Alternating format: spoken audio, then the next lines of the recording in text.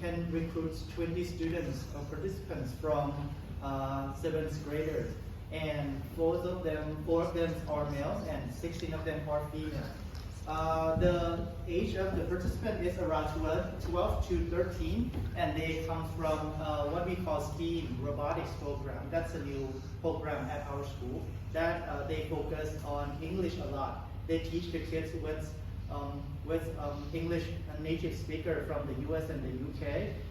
They learn mathematics and science and technology in English. And so frankly, I would say that English proficiency of the class is quite various. This is based on my observation and me as a teacher of the class. 9 of them are in high level English proficiency, 7 of them in the mid, and 4 of them is in the low. And the schedule for our collaboration, we took 3 days of our schedule to make online collaborations with Taiwanese students. The first day is on 6th November, it's on self-introduction. 20th November, cultural exchange. 8th January, future and dreams. And we agreed that the student would come together in a free period during Wednesday at 3 o'clock to 3:50 p.m. in Thai time. We meet through online collaborations on Google Meet, and one group of students will consist of 2 students in the group. We have 2 sessions and 25 minutes each. So these are some of the pictures that we got from the student interactions between the student from Thailand and the students from Taiwan. This is the presentations that I asked the student to do. Basically, the teacher will plan the layout and things to include in the presentations as like the templates, and then we would send the templates to the kids so that they can fill in the information. So we did that because the students grader is quite less active when it comes to this kind of meeting, because they have so many things to do at school. So we would try to make things easier for them by preparing these templates. And once the template is sent out, the student can just fill in and submit the presentation to the teacher before they start doing the presentation. This is another video, but I'll skip it this time. And after we did the online collaborations, we think that we have some questions in our mind, is that we want to know the student perceptions after they attend the online SMILE project collaborations, and we would want to explore our attitudes and motivations toward on learning English. Why these 2 factors might, I think this 2 factors is very important, especially for English language learners. So these kind of things can push them to learn more English. They can have more confidence, or they can overcome some of the challenges when they find English language learning as a barrier. So I think it's quite worth to explore these 2 aspects after they attend the online learning collaborations. And we did some little research on some of the previous papers on those questionnaires. We found the first one, the impact of SMILE project on Thai EFL learners. So that's one of the paper published in a Learn journal, and they actually got all the questionnaires, so we can kind of adopt that without doing any changes. And we found a Gadjah attitude motivation test battery.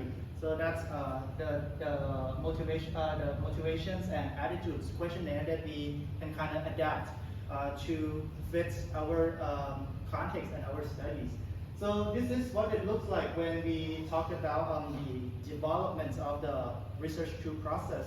The first one, the participants' perceptions of SMILE project, we can kind of adopt it without doing any change. That's from Pon Hanashot Hanan 2024 studies. It consists of 5 questionnaire items appear in their study, and the attitude and motivations to learning English. We adapt the version from AMTB from Gadjah 1985. It consists of 10 questions which we tailored made to fit our context of the students. And in the interview question, after we developed the questionnaire item, we can kind of want to explore more about student perspective and student in-depth responses after they attend online communication. So we kind of developed interview questions and to focus on attitudes, perceptions, and motivations on learning English.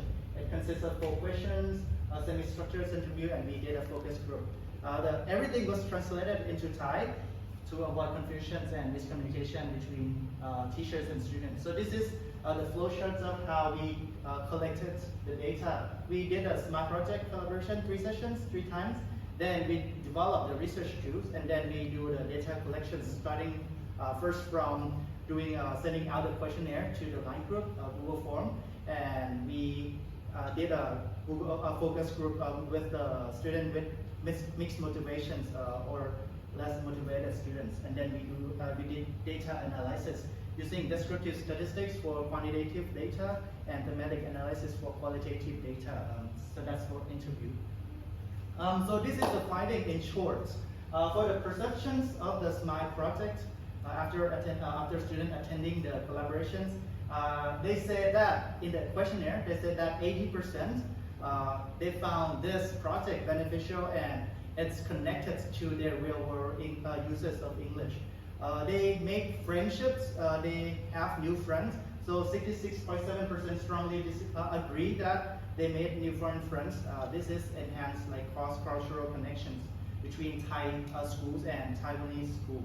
Cultural exchanges. A lot of students believe that they can exchange, they can learn, they can know new things about foreign friends from Taiwan, and they indicate that this activity helped them to engage in cultural exchange beyond the classroom, and they would prefer to have more informal learning activity like this in the future. Okay, and about finding regarding attitudes toward learning English, based on the questionnaire, most of the students had positive attitude toward learning English. And 73.3% they strongly agree that they enjoy learning through this collaboration. 60% of them felt confidence using English for communication, and 60% felt that this collaborative classroom is engaging and informative. In the focus group, so that's interview questions, some students reported no change at all from the attitude. Some of them even say that because I actually used English with my family and my friend in their life. So regardless of the collaborations, it doesn't feel any changes in using of the language. So, but just there will be some of the students who feel differently. They feel that they had more chance to be exposed to speaking English with foreigners in real-world communications.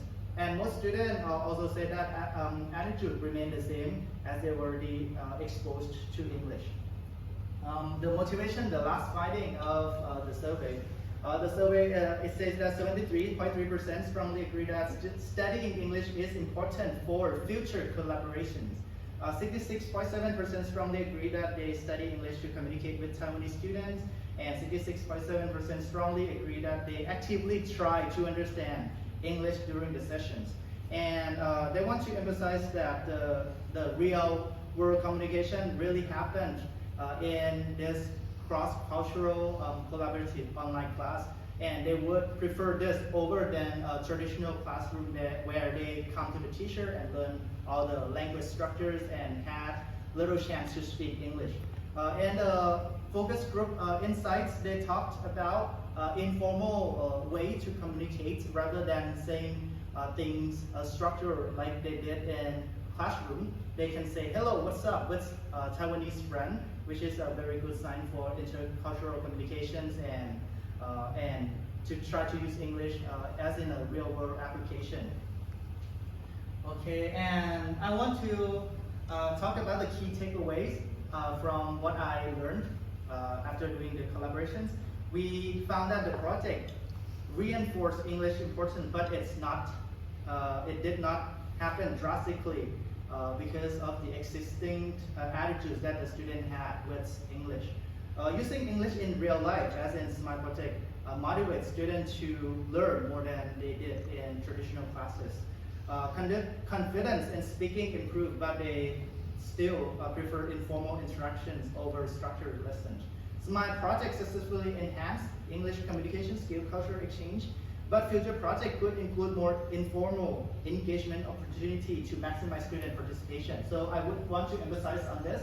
A lot of students talked about social media as a tool to get to know or to interact more with the counterparty. Like maybe they want to chat in the text to make English communication more efficiency and more meaningfully. So that might be one of the recommendations I got from the student. Apart from sessions being held in the classroom 3 times, we can expand the exposure to communication or cultural exchange through informal means of communication like Facebook, Line, or Instagram.